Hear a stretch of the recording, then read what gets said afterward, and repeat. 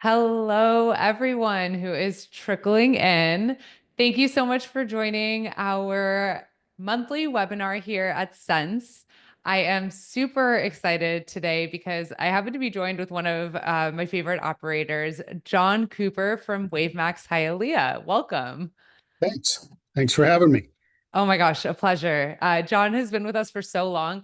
My favorite part is that John has been with Sense for a really long time, but a large portion of that time in the beginning was while the store was under construction. And so I remember that time of just like the store design, the floor plans, and like getting everything set up ready to go for day one. And we actually had the privilege of having you at our offsite 2 years ago. I think it was just weeks after you opened your doors.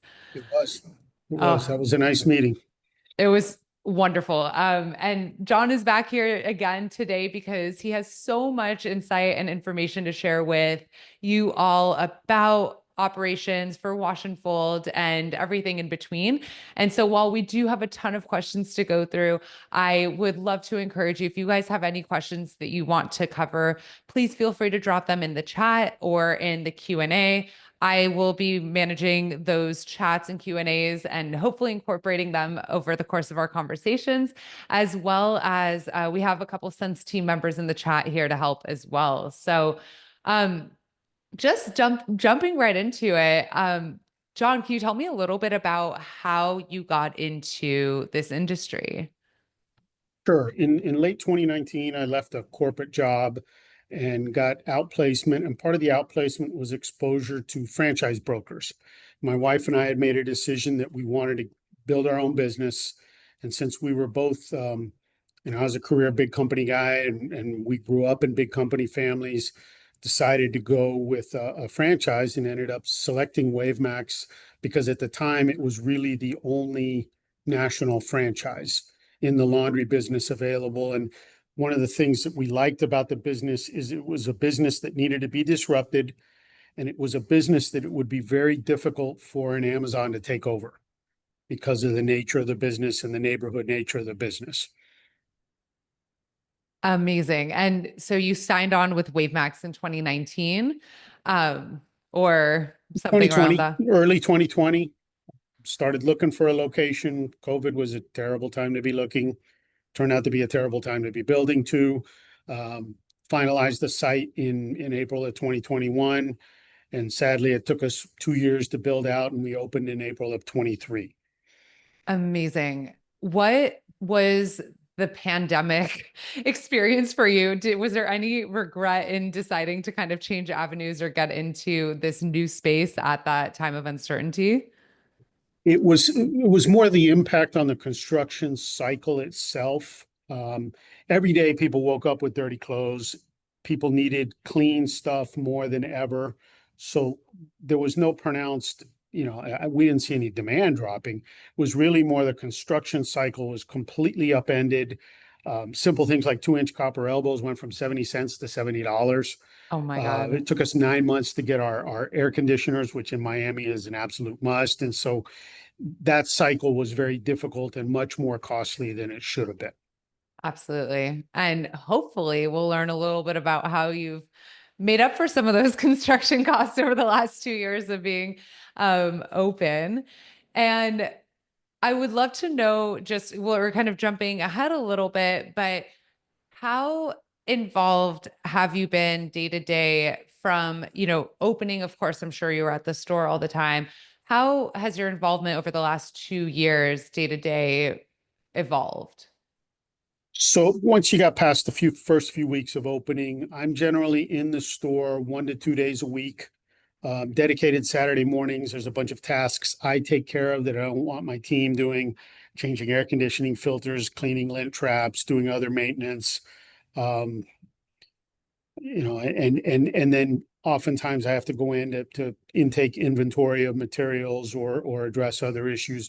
But by and large, I have a great team and they're pretty well oiled, unless there's an absence or we had one lady that hadn't had surgery recently, and so we had to backfill a little bit. But my wife and I have work shifts, but we don't do a lot of that anymore.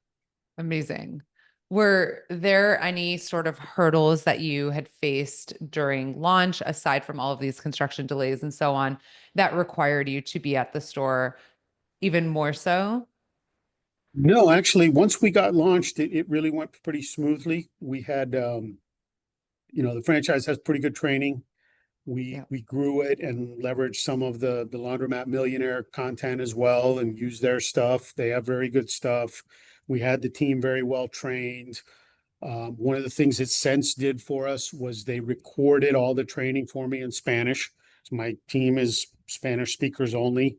So one of your folks ran a training cycle in Spanish, and then we recorded it so we could use it and being able to flip the system back and forth, English to Spanish, super critical for us because of my team's capabilities. And so that really went very smoothly.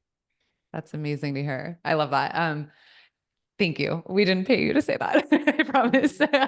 Sure. um, so tell me a little bit about, because I know we want to talk a lot about Wash and Fold today.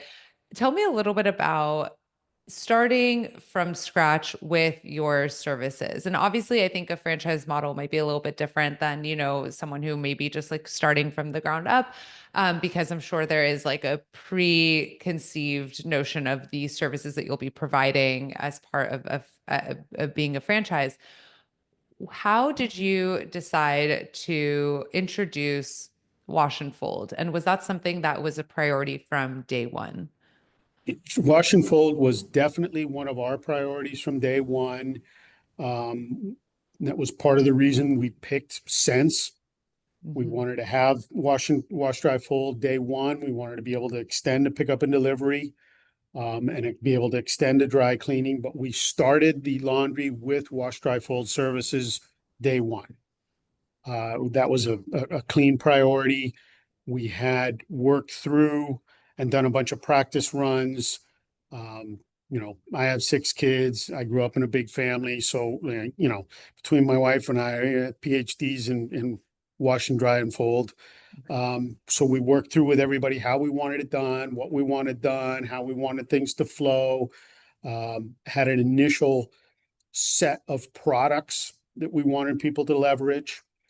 Um, and work through, from that and set, and then we also set it up so that we take suggestions from our staff. There's always what do you think should happen and then what really happens when you do things. And we want to make sure that we're always taking in the new ideas from our staff. And we even have people that work at other laundries that come to our store to wash because it's a better experience. And they'll come in and watch our ladies doing something and go, hey, have you ever thought of this or that or the other? And we've incorporated a lot of good ideas from people with more experience than us.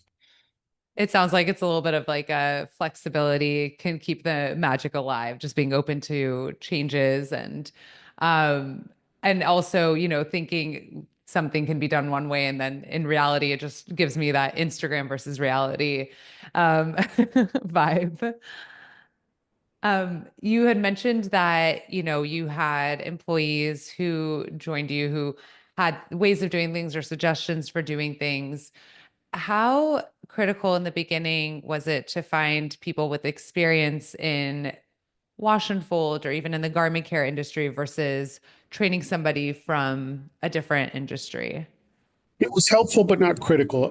For my initial hires, 3 of the 4 had no experience in the laundry industry. One had worked at a dry cleaner, and was actually working, she was working both jobs once she started with us. Since then, I have actually hired one lady who had a few years experience at another area laundry.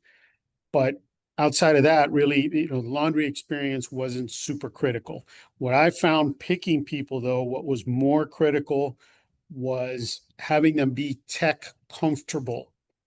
I even geared my hiring process to make sure that they're comfortable working on a phone and working on a computer and the touch screens, because that to me was more of a critical hurdle. You think about it. I mean, Sense is easy to use, and it's not like we're doing the nuclear codes or anything. You can do it and undo it, and if you have to, and you can correct, but you got to be comfortable jumping in and working with it. You got to be comfortable jumping in and reaching out to support if something goes wrong. Not that that happens very much, but in case it does. And so that was really the more important thing that we wanted was people being comfortable with the technology because they can't escape it. They must use it. Absolutely. And I think initially, when we had also gotten feedback from early days, like from in-store attendants who were skeptical or scared of using a POS system, the feedback that we had heard and we had given and we had heard from even the operators was no matter which job you're going to go into at this point in your life, like you are going to have to interact with technology in some way. And this is like, if you're working at a grocery store, if you're doing anything, it will require something. But if you know how to use an Android phone, like you're 10 steps ahead. um, and so, experience aside, we are getting some questions in the chat, which please keep them coming. Love these questions about, your employees. How did you decide on a compensation model for them? Was it clear from the get-go that you were always going to do hourly, or was there ever an incentive for pounds processed? So I have a big HR background, so a lot of comp design and things like that. I put in out of the gate a pretty clear system. Each attendant owns orders from start of processing to finish, and we give them 5% of those orders as on a biweekly basis. And we let them, and we also track the tips. Sense tracks the tips for us. So if there's any tips that are included in credit card or electronic orders, they get the tips for orders they process. Number one, it keeps them very focused on the quality. They have each developed the following, and I have customers that come in and say, I want so and so to do my order, and I'm okay waiting 2 days because she's not working the next 2 days, but give it to her. Number two, they're Wow. interested in upselling people. They talk to all the people coming in who want to do their own laundry and say, hey, we could do this for you. It could go a lot faster. And my wife even did a couple of reels. It was, instead of, this much stuff, it's, 2 minutes in, 2 minutes out from Yeah. park to pick up and back. And so we've done fairly well converting. And even if I don't convert a self-service person for all the time, we've had, they go on vacation or something like that and come back with a mountain and want somebody to help them out. And we've done that. That's amazing. That actually answered like three different questions and probably brought up 10 different more questions. So interesting about people requesting specific attendance to process laundry. They have a following. One of the questions came in about having a consistent folding technique. Do you have a folding technique that you teach everybody, or is it so that like requests are not made by the customers, or like how do they know that your employee number one was the one who processed it? They only know if they have the relationship and they want Joanna or Cecilia or, or whoever. We have a general standard for how we want things folded. What we're finding over time is that we're having to modify that to be more efficient. We have some clients that have lots of small children. And small children is just, it's just horrifyingly inefficient to fold. And so we've Yeah. modified that a little bit where we're not trying to fold every piece of underwear, we're stacking them. We're not necessarily, bundling the socks, we're stacking the pairs. And so we've adjusted as we've gone along. We also enforced some discipline on hangers. Because one of the things that we had to learn is there are some people that are hanger abusers and they want everything hung, but they don't want to pay for the hangers. And so we just put in a program where we encourage people to bring back the used hangers. And so we recycle hangers constantly and got the cost back in order. And on a regular order, we give 5 hangers free. And if we got to do more, we charge you for them. Wow, there's so much goodness here. I hope everybody is paying attention just to these because we are talking about like maximizing profits, right? And a big part of maximizing profits is understanding efficiency and it's also understanding where your money is going. And efficiency in terms of children's clothing, personal anecdote. I visited my best friend in Atlanta. She has two small children, one baby. And I was like, I'll do your laundry for you. I'll fold it. I'll just, an hour and a half later, I'm still folding these tiny little baby socks, And so I was like, I understand. Oh, Trying to tell her, I'm like, go to one of our customers in Atlanta. I promise you will not go back. Anyways, That is so interesting to hear about the efficiency. And also, there's an opportunity, I think, from a packaging perspective, like, even if you want to jazz it up a little bit in terms of not having to fold socks, but piling socks, having like a custom wrapper or something like that with your logo on it that you can then, continue to inspire your brand awareness, and also make things look like super professional. It's just another aside that we've seen some operators maximize. The hanger item is very, very interesting. Can you tell me a little bit about how you dove into the losses, if I may call them that, with associated with hangers, and how you came to the recycling practice that you are now incentivizing or encouraging? I have my ladies track, we use Sense to track the inventory of hangers. And we started tracking how many hangers were getting used per order. And there's a clean pattern. There's some people that come in, like we have a bunch of nurses that come in that want their scrubs hung. Makes sense. You got a particular way you need to dry them. You can't over dry them. And so we knew what the pattern was, and we started targeting the people who were big users. And then we put in, a change in the process that, upfront they're asking, how many things do you want on hangers? And then we've got a charge for the hangers. And what we found was introducing the two things and having the conversations with people. The vast majority of customers were perfectly happy bringing the hangers back. And in fact, they like the idea because if they do wash, dry, fold with us every week and they were getting 5 to 10 hangers a week, it's So taking up a many. lot of space. And so they're looking at it as a win-win. Because we told them, look, we don't want to charge you for hangers, but we will if we have to. And but you can help us help you. Just bring them back and we'll reuse them and we'll go from there. Absolutely. And I love that. I don't love wire hangers in my closet. I have like velvet hangers, and I find myself when I get things back, I'm like, oh, I wish there's something I could do with it. And I think you've inspired me to actually just bring them back to the laundromat to recycle. So I really We have appreciate that. customers that do that. They have either plastic or velvet, which I also use at home, and that's what they like. And so they bring Yeah, them with the order. I love that. Another question for you that came in is actually related to processing. And are you measuring for your employees? Because we're talking about efficiency and everything like that. Are you measuring how many pounds per hour they are processing, or how are you actually tracking at all, if at all, their workload?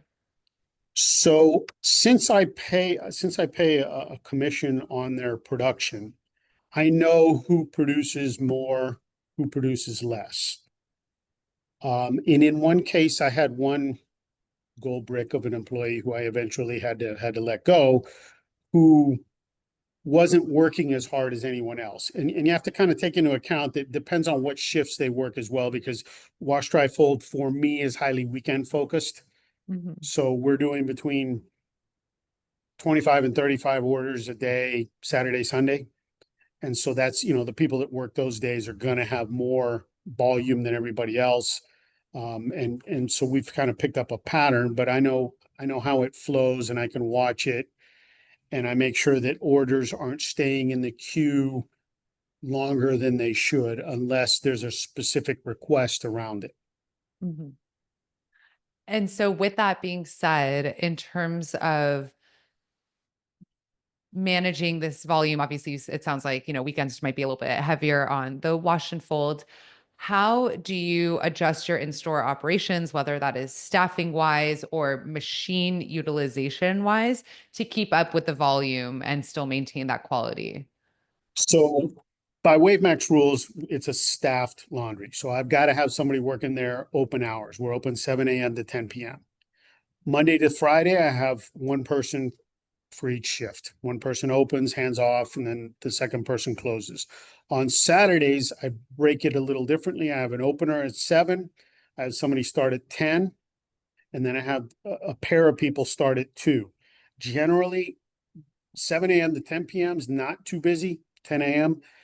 10 a.m. on, you can just get a flood of orders.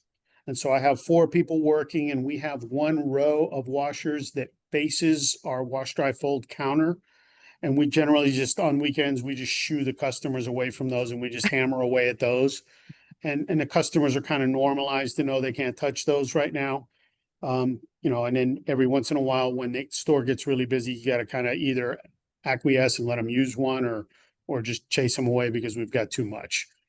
But we also like to Absolutely. keep my ladies like to keep it in that aisle so that they can see the machines. And I have 30, 20 pounders and a pair of 62s.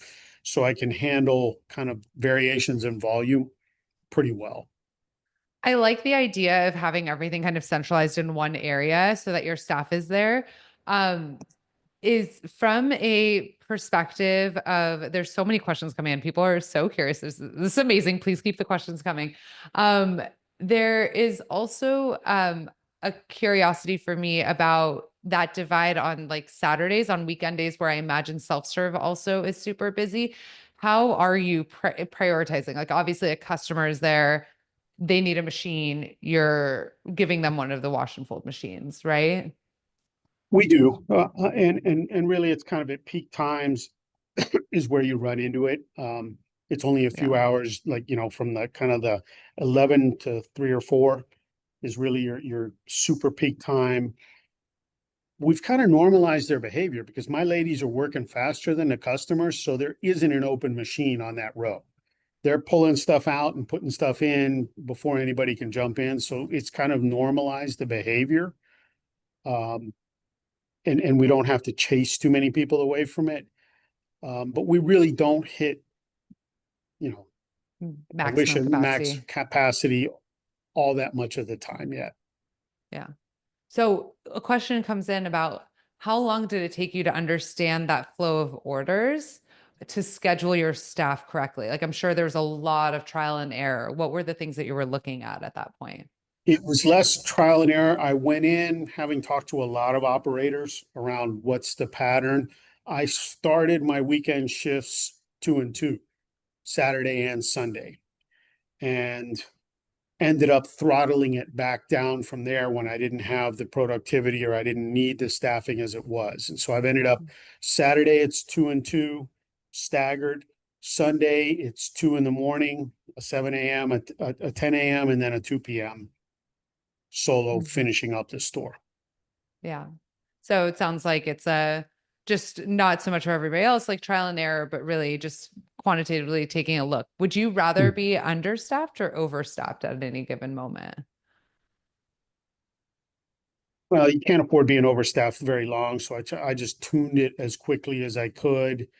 And then for every once in a while, for like as you're coming into a big holiday weekend or something like that, we'll modify and bring somebody extra in because we know, for example, we just went through Memorial Day. Friday before Memorial Day was really busy because people Yeah. were going to go away for the 3 day and they had to get stuff ready. And so we adjusted a little bit on that and try to manage it so we're not having to pay overtime and keep people within the 40 hours on the week. So I do have a side question. Being in Hialeah, being in gorgeous South Florida, I'm sure weather plays a part in how and I'm making assumptions actually. Does weather play a part in how busy your staffing is? And would you ever adjust a staffing knowing that a rainstorm is coming in on Saturday, assuming you might not need 4 people? I've stayed away from that just for staff continuity. Mhm. This is a primary job for all of them, so I've tried not to play that kind of game. You do, when it rains hard, fewer people show up. But I have everybody focus on keeping the place clean and doing more deep cleaning sort of tasks. And so there's is an endless amount, if we could resell the dust and lint we make in our laundries, we'd be really rich. So there's always something to do, but I haven't done that to my team. The only time we've ever had we did close once in the last 2 years because of a potential hurricane. But outside of that, we just generally, the only other days we're closed are Thanksgiving, Christmas Day, and New Year's. Wow. I love the continuity. I think that's so impactful also for employee retention. You spend all this money and time training somebody and they develop a fan and audience, and so I think that's really, really important for talking about maximizing profits, is like not having to turn over employees all the time. Couple questions here. You had mentioned that your wife has done some reels, I assume Instagram reels on converting, so trying to, drive wash and fold. How have your social media efforts played a part in this idea of converting self-serve to wash and fold, if you can actually quantify that? Can't really quantify it. Haven't had a huge number of people transition. A lot of the, structured reading you get is people will tell you that self-service, wash, dry, fold, and pickup and delivery are three separate populations, and that it's hard to move them up. I've found that kind of to be true. Is they don't generally move up in our neighborhood. It's a lower to middle class neighborhood. So you get people who really, came in and started as wash, dry, fold customers and have stayed more than Yeah. anything else. We haven't really uplifted too many on a constant basis. And so speaking of pickup and delivery, have you dove into the world of pickup and delivery? Do you offer it? We offer it. We use the Sense gig economy drivers. I don't have a dedicated van or anything. Honestly, that doesn't get used all that much. Despite the marketing efforts and trying hard to sell it, it's just not that popular for our immediate neighborhood. We'd have to go much wider and haven't seen as much traction on that. Is that an avenue that you want to explore as you think about like machine turns? And is that something that you would want to invest and grow? Yes, and Yeah. it's generally your higher order services, and it's the one where you can build subscriptions. Yeah. Um, we have some big universities in Miami, but they are not very close to our location. The local Miami-Dade College in Hialeah is like it's all commuter. They have no housing. So, Yeah. it's a less target rich area from that standpoint. And I do have one fellow that I work with who runs a pickup and delivery service, also runs on Sense. He started out wanting to look at the Brickell and downtown areas of Miami, and that was where he targeted his efforts. Full of young people, dinks, figured it would be target rich, and he's actually had to go broadcast over the whole county and has had to change his approach because he wasn't getting the pull through he thought he would. Yeah. I think that it's just such a classic case of every market is so different, for across the board. So there's a ton of questions coming in about your pricing. I think people are really eager to get into pricing. And what I Okay. do want to qualify this is like, this is specific to the market, at least and John can speak to that more, but like what works for John in Hialeah may not work for somebody in the Northeast, in New York City, or in the Midwest, et cetera. So I guess the question's in, let's talk a little bit about pricing.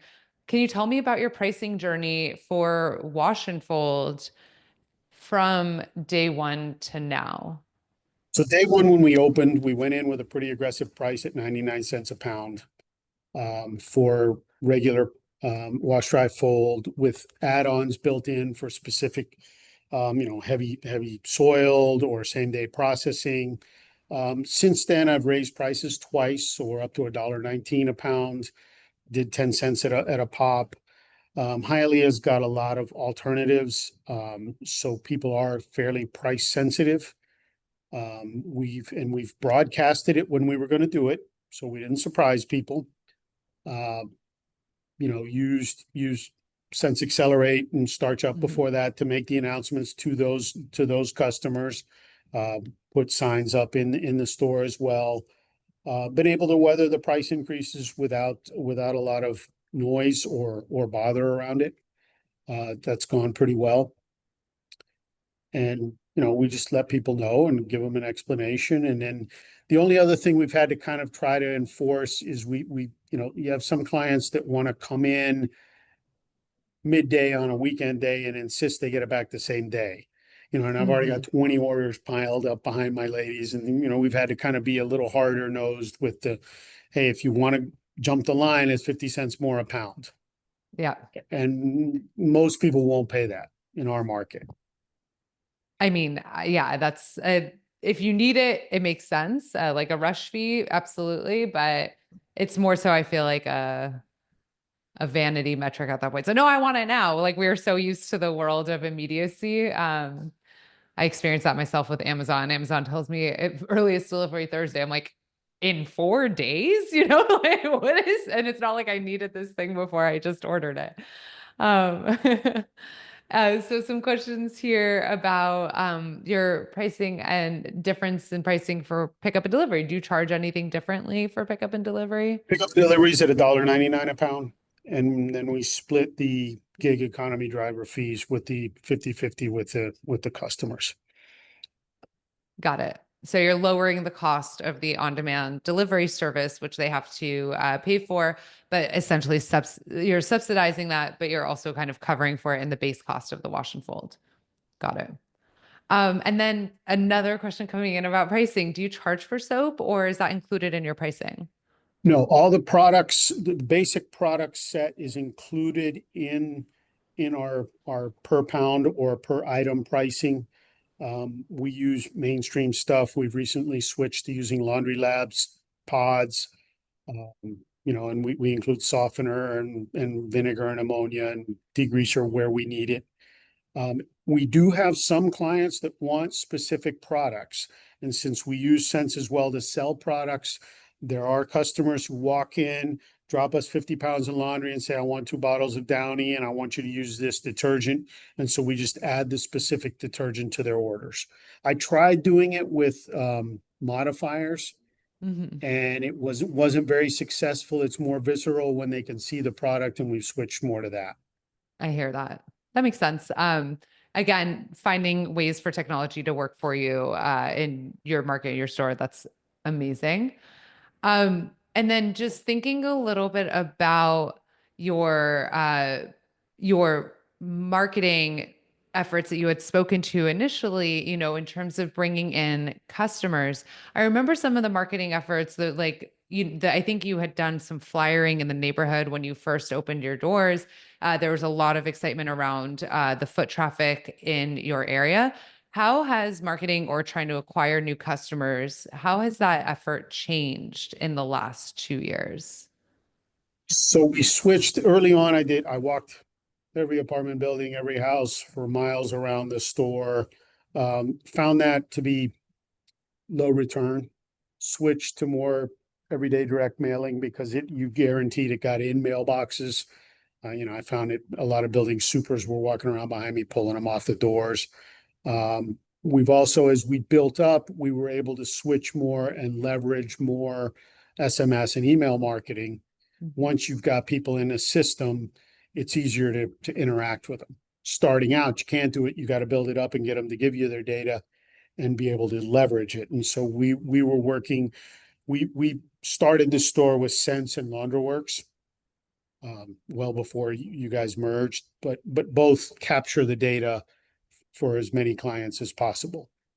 Yeah. And I think that that's so important. I was just talking to an operator yesterday who um, tells and incentivizes customers to provide their email address whenever they're submitting an order by signing them up for like the loyalty program and trying to incentivize that type of information sharing so that yes, you can have that information um, for more marketing efforts. Also with, of course, Laundryworks, just being able to, if they lose a card, being able to like reload the balance on a new card. There's so many benefits to the customer that I hope that it's just a lot of the times that they need to know about those benefits.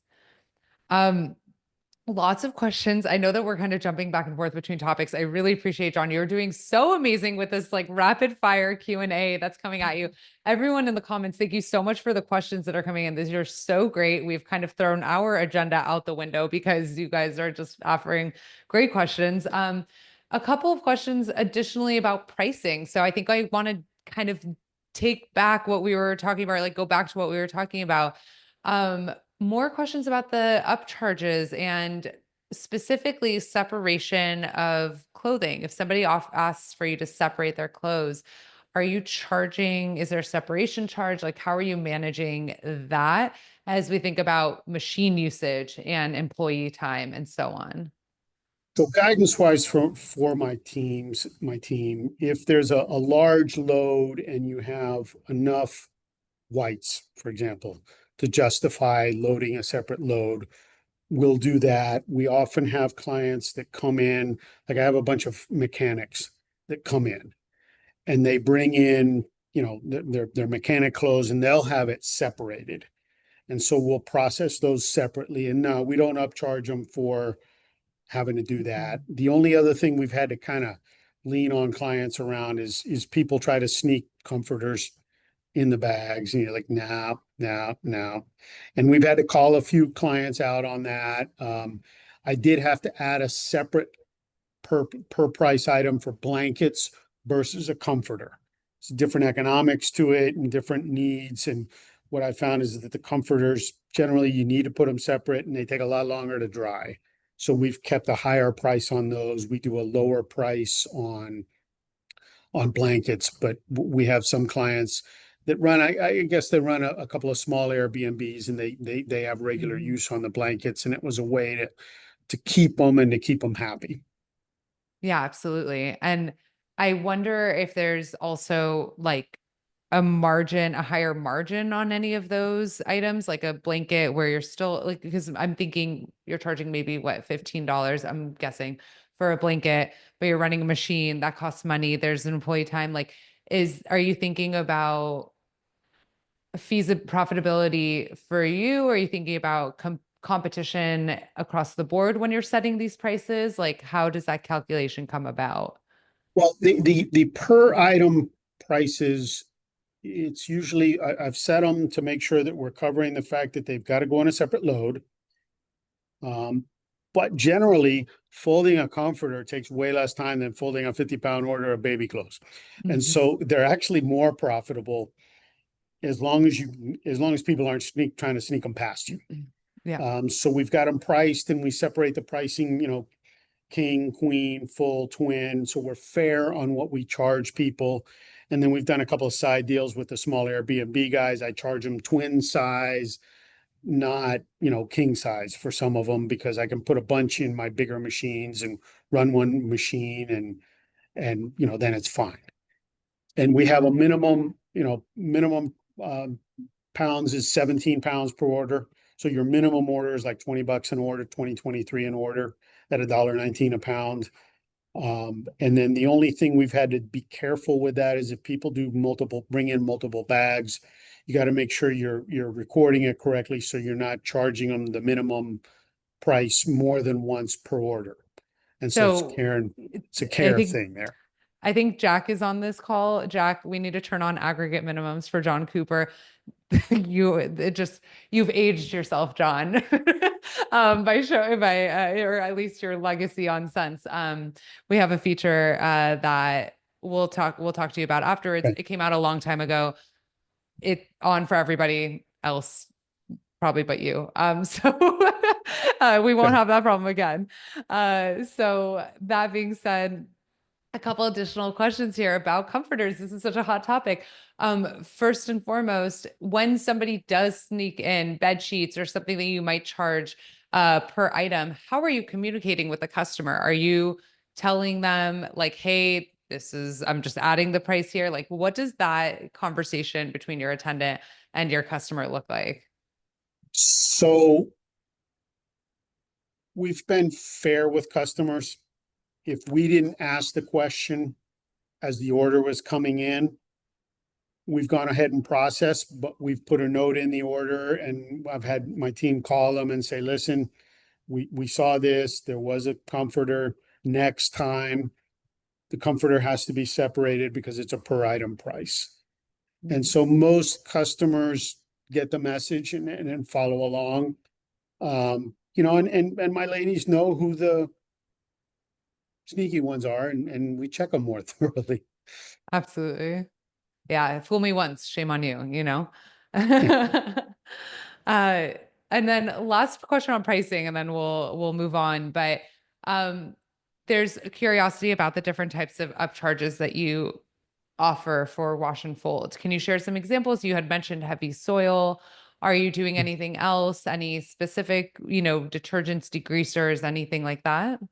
So when I started out, I put a lot of modifiers in. I had do you want a specific eco-friendly detergent? Not too many people ask for that. Doesn't get used much. Same day processing, 50 cents a pound. That's the one that gets used. Heavily soiled. We had a few customers that bring in really nasty laundry. And we've had to have the conversation with them and say, look, your stuff takes a lot longer to process. When it comes in, we're going to hit you for the extra 50 cents a pound for heavily soiled because of this, this, and this. And they either accept it and stay with us, or they go try to find somebody else to process it. Yeah. Either way, if it was that burdensome that my ladies are bringing it to my attention, they got to pay more or they got to go. And is Just that conversation happening in person usually? generally in person when they pick up. Yeah. If somebody misses, well, since we capture almost all the phone numbers, we're Yeah. calling people if we have to. So that begs the question, are you doing a prepay versus post pay? Like when are you generally charging your customers? Our policy is to charge when they drop off. Okay. I like that. I have, and every once in a while you get a client trying to play games with you. We've generally shut that down. Um, what I found was that people tended to take a long time to come pick up their stuff. And so then you have a storage problem and people leaving their stuff with you. So policy is they pay up front. I love that. And I completely agree on the storage piece. Do you ever think about like a donation policy if left after X days? Again, efficiency, maximizing that. I do. My ladies have specific shelving that have them put stuff that gets left behind. We hold it for at least a month. And we have signage that says, hey, you're responsible for your stuff. Anything you leave, we're going to take care of. And so, once a month I go down a few blocks away. There's a Goodwill station. They have a trailer parked in a local shopping center and I fill up the Yeah. ladies' trailer. Amazing. I love that. Doing good as well as cleaning up shop. Have you ever had a customer come back and be like, where's my clothes after that, by the way? Curious. Never had anybody claim that. I've had a few over the course of 2 years. We've had a few cases where we wrongly gave someone else's clothes. We've had a couple. We have one doctor that works at a local store that came back and actually brought back a set of sheets one day, and he says, "Hey, you put this in my order. It's not mine." I have never found out whose it was. Not real. We would look back at camera and we couldn't tell from Yeah. the cameras how it happened, but he was pretty clear because he's a very regimented guy. Yeah. He's a thoracic surgeon, so he's super organized. He goes, "This isn't mine." But we've really had very few cases of that. And what we tend to do is number one, I've got the team trained. If we do make a mistake, fess up to it, apologize, and then I generally give the employees a credit that they can use on their next order so that we maintain the goodwill. I had one case where an order got given to somebody and we had to get it back. Um, I personally handled that one because I had to deliver it to the people's house, explain what happened. And, it was one of those where the wife was actually pretty nice about it and the husband was kind of gruff about it, but, Yeah. had to it was better it was me than anybody else because I could kind of push back and say, look, nobody opened it. Nobody touched it. We wrongly gave the lady the bag. She didn't look at it. She took it home. It sat in her car. She brought it back. Yeah. Yeah, absolutely. It's a little good cop, bad cop situation. Yeah. Very, very interesting and very cool. We still have questions coming up about processing and additional items related to that. So I want to make sure that we're able to get to all of these questions. One of the things that I would love to know and kind of pivot about is your customer experience. One of the things that I remember that you had talked early on about was collecting reviews and, the importance of doing so. How do you think that the incentives that you had given, and let's talk a little bit about those incentives, how do you think that that also impacted your employees' output and, how they thought about their day to day? So we ran a few quarterly programs where I paid additional incentives to employees for Google 5-star Google reviews that mentioned their name, and paid more for ones that had pictures of them with the client. Google tends to weight those a little bit differently. Had a few good quarters where we paid for them. And then once I had a good install base up, I run quarterly campaigns through, both the LaundroWorks data and through the Sense data, soliciting reviews. And so we're up to 340 or so at around a 4.9 rating on Google, have way fewer on Yelp or Facebook, but the ones I have are real good. So if anybody looks at them, they see good ratings. I love that. Do you think that your status on Google has helped drive any sort of like word of mouth, or do you think that your initial marketing efforts, the location of the store, do you have any understanding of like where your customers are coming from the most part? Most of the customers are local neighborhood customers. What Yeah. we find is that people who want premium experience, coinless laundry, high tech, find us. And we have people that come from 20 miles away to wash at our Wow. laundry. And we have people that have moved out of the neighborhood that still come to the laundry. Do you ever offer promos on your wash and fold, or do you keep the price pretty consistent? We do mail outs. I've done mail outs of offers. And we've also done it on the corporate side where we've offered to do 50% off your first order. Um, Tried that pretty hard, and honestly, it hasn't driven too much return. And again, it's one of those I can't explain whys. Right now, we're printing coupons on the back of Fresco y Mas grocery store receipts. There's a Fresco y Mas, which is basically a Winn-Dixie concept that's out on its own as a chain, and it's just a very Latin focused big grocery store. And so people get the coupons there. Hasn't I like it, but it hasn't really turned a lot of coupons either. Done Are those more good. coupons wash and fold or self-service? Actually, on that one, I have a combination. I have self-service, wash, dry, fold, and dry cleaning on the same coupon because of the real estate we've got. Wow, But that's it hasn't impressive. done too much, and trying to ask the marketing pros questions on, what have we missed and why not? Tune into our webinar in 2 weeks, I think, about local marketing and business with Laundry Boost and I'll Clean. So, anyways, thank you for letting me plug that. Um, Very interesting tactics. And I think that there is so much to learn here. And again, questions are still coming in about processing. So, how are you feeling, John? Is it okay if I pivot once again back to processing and maybe talking a little bit about commercial order processing? Is that okay? Sure, sure. Okay. So, regarding commercial order processing, one of the questions that came in was about acquiring those Airbnb companies. I'm more so curious from a processing and efficiency and like maximizing your wash and fold. Do you find that those types of commercial customers are more profitable for you in terms of how many orders or pounds you can process at once? And are you charging a different per pound cost to any commercial customers? I had one commercial guy come through that did kind of a combination approach. He would drop off huge bins and a team, and they would do self-service processing.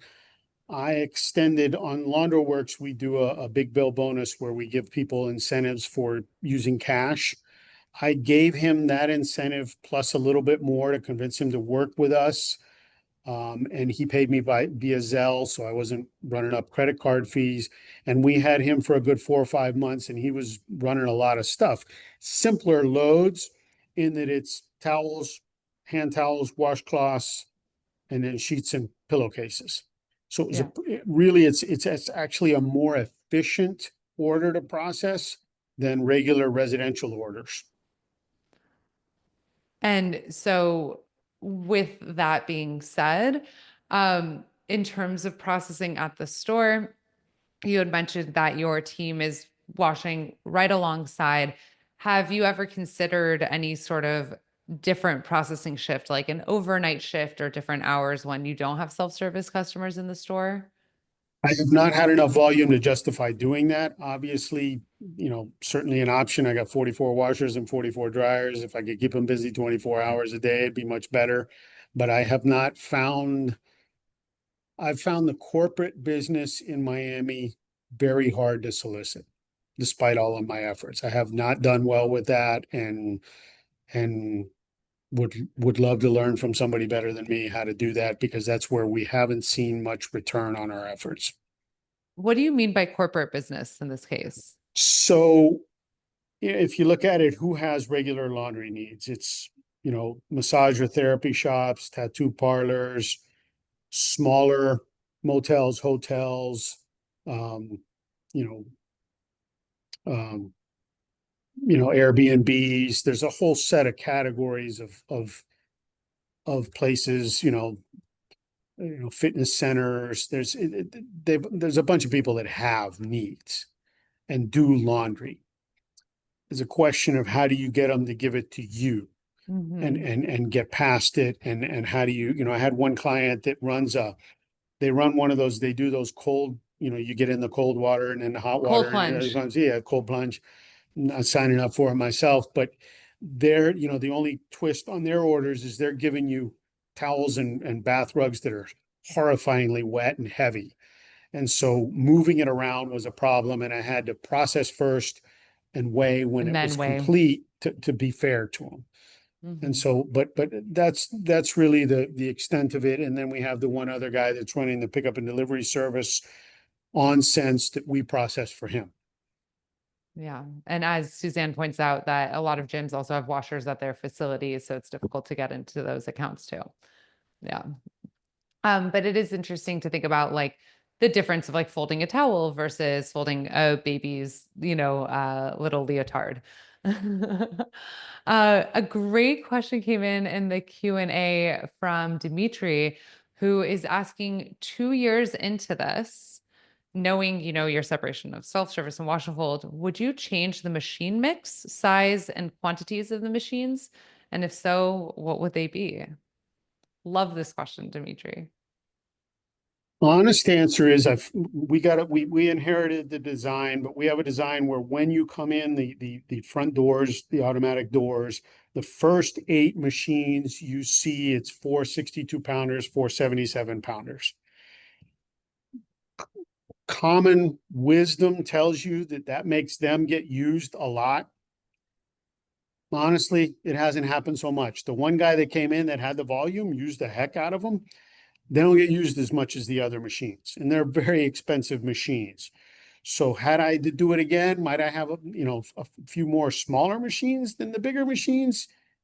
Yeah, but when I picked up the project, it was already permitted and designed, and the guys that designed it had 30 plus years in the laundry industry. So as a newbie, who was I to question?